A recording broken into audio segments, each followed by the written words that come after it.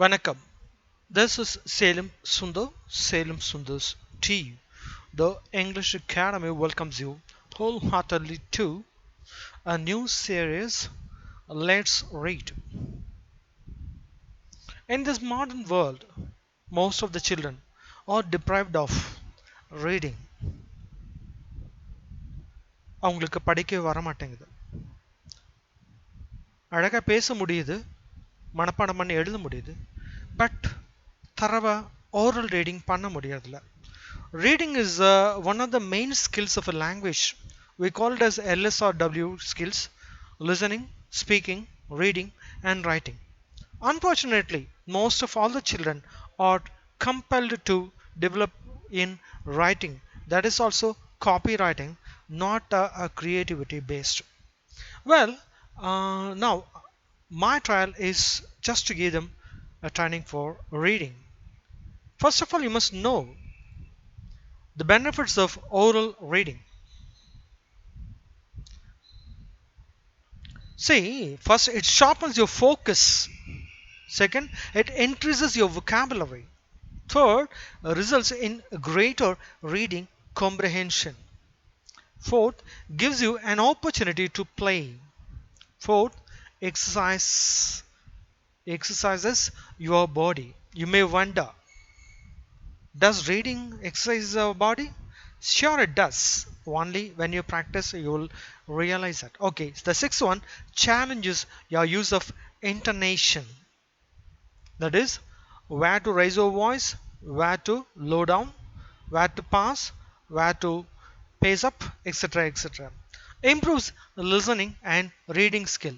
So this listening and reading skill, if you are able to, then you'll be able to speak excellently and write excellently.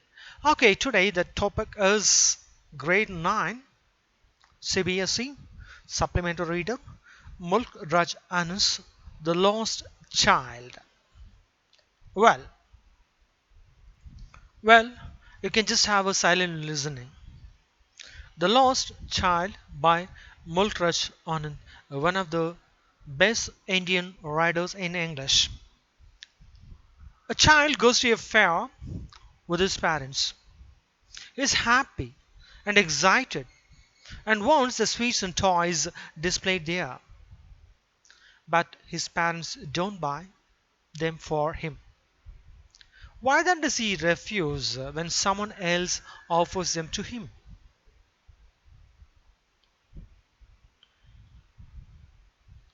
It was the festival of spring. From the wintry shades of narrow lanes and alleys emerged a gaily clad humanity. Some walked, some rode on horses, others sat, being carried in a bamboo and bullock carts. One little boy ran between his father's legs, brimming over with life and laughter.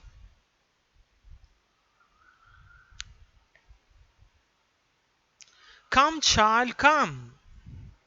called his parents as he lagged behind, fascinated by the toys in the shops that lined the way. He hurried towards his parents, his feet obedient to their calls, his eyes still lingering on the receding toys. As he came to where they had stopped to wait for him, he could not suppress the desire of his heart, even though he well knew the old cold stare of refusal in their eyes. "I want that toy," he pleaded.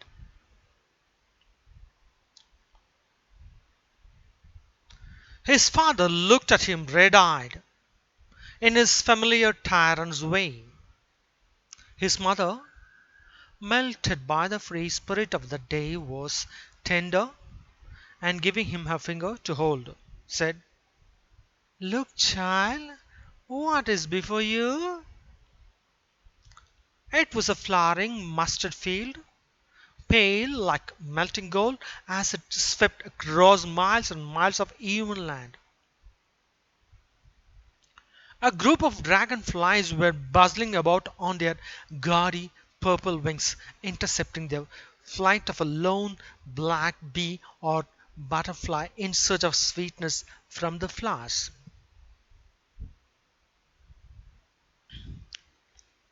The child followed them in the air with his gaze till one of them would still its wings and rest, and he would try to catch it, but it would go fluttering, flapping off in the air when he had almost caught it in his hands. Then his mother gave a cautionary call. Come, child, come on to the footpath. He ran towards his parents gaily and walked abreast of them for a while, being, however, soon left behind, attracted by the little insects and worms along the footpath that were teeming out from their hiding places to enjoy the sunshine.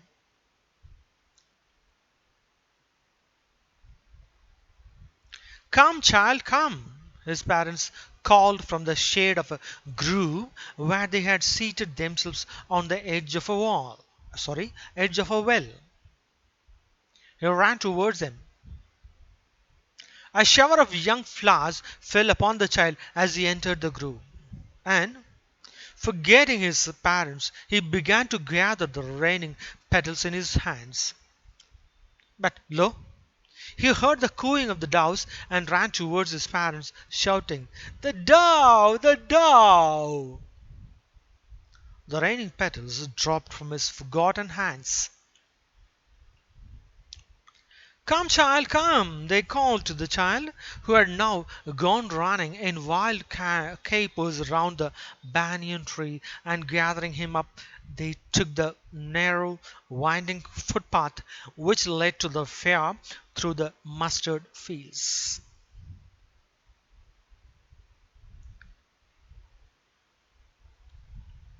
As they neared the village, the child could see many other footpaths full of throngs converging to the whirlpool of the fair, and felt at once repelled and fascinated by the confusion of the world he was entering.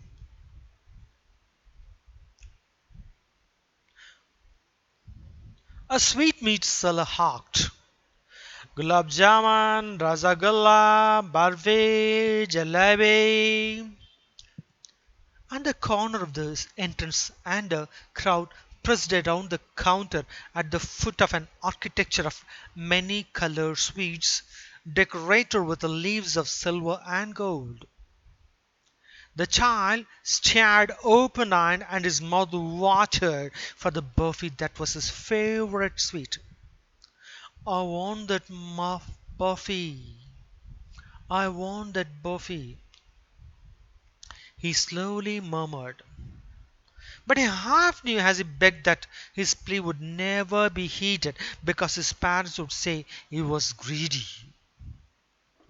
So, without waiting for an answer, he moved on. A flower seller harked. A garland of Gulmohar, a garland of Gulmohar. The child seemed irresistibly drawn. He went towards the basket where the flowers lay heaped and half murmured, I want that garland. But he well knew his parents would refuse to buy him those flowers because they would say that they were cheap. So, without waiting for an answer, he moved on. A man stood holding a pole with yellow, red, green, and purple balloons flying from it. The child was simply carried away by the rainbow glory of their silken colors, and he was filled with an overwhelming desire to possess them all. But he well knew his parents would never buy him the balloons because they would say he was too old to play with such toys. So he walked on farther.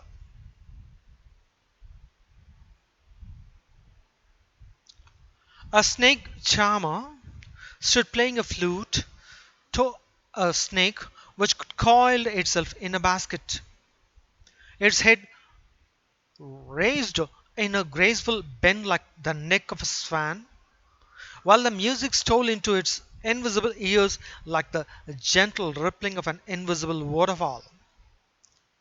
The child went towards the snake charmer, but knowing his parents had forbidden him to hear such choice music as the snake charmer played, he proceeded further. There was a roundabout in full swing. Men and women and children, men, women, and children, carried away in a whirling motion, shrieked and cried with a dizzy laughter. The child watched them intently and then he made a bold request. I want to go on the roundabout, please. Father, mother. There was no reply. He turned to look at his parents. They were not there ahead of him. He turned to look at the other side. They were not there. He looked behind. There was no sign of them. A full, deep cry rose within his dry throat, and with a sudden jerk of his body, he ran from where he stood, crying in real fear, Mother! Father! Tears rolled down from his eyes, hot and fierce. His flushed face was convulsed with fear. Panic stricken, he ran to one side first, then to the other, hither and thither, in all directions, knowing not where to go. Mother, father, he wailed. His yellow turban came untied and his clothes became muddy. Having run to and fro in a rage of running for a while, he stood defeated, his cries suppressed into sobs. At little distances on the green grass he could see, through his filmy eyes, men and women talking. He tried to look intently among the patches of bright yellow clothes, but there was no sign of his father and mother among these people, who seemed to laugh and talk just for the sake of laughing and talking.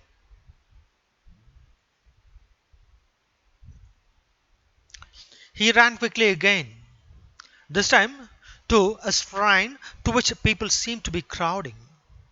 Every little inch of space here was congested with men, but he ran through people's legs, his little sob lingering. Mother, father. Near the entrance to the temple, however, the crowd became very thick. Men jostled each other, heavy men with flashing murderous eyes and hefty shoulders. The poor child struggled to thrust a way between their feet, but knocked to and fro by their brutal movements. He might have been trampled underfoot had he not shrieked at the highest pitch of his voice, Father! Mother! A man in the surging crowd heard his cry and, stooping with great difficulty, lifted him up in his arms. How did you get here, child? Whose baby are you? The man asked as his tear cleared of the mass. The child wept more bitterly than ever now and only cried, I want my mother, I want my father.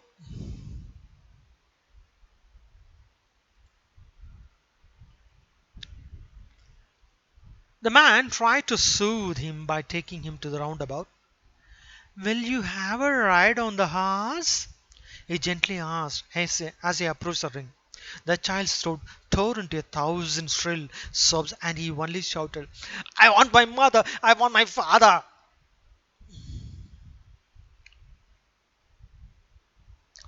The man headed towards the place where the snake charmer still played on the flute to the swaying cobra. Listen to the nice music, child, he pleaded. But the child shut his ears with his fingers and shouted in double pitched strain, I want my father, I want my mother. The man took him near the balloons, thinking the bright colors of the balloons would distract the child's attention and quieten him.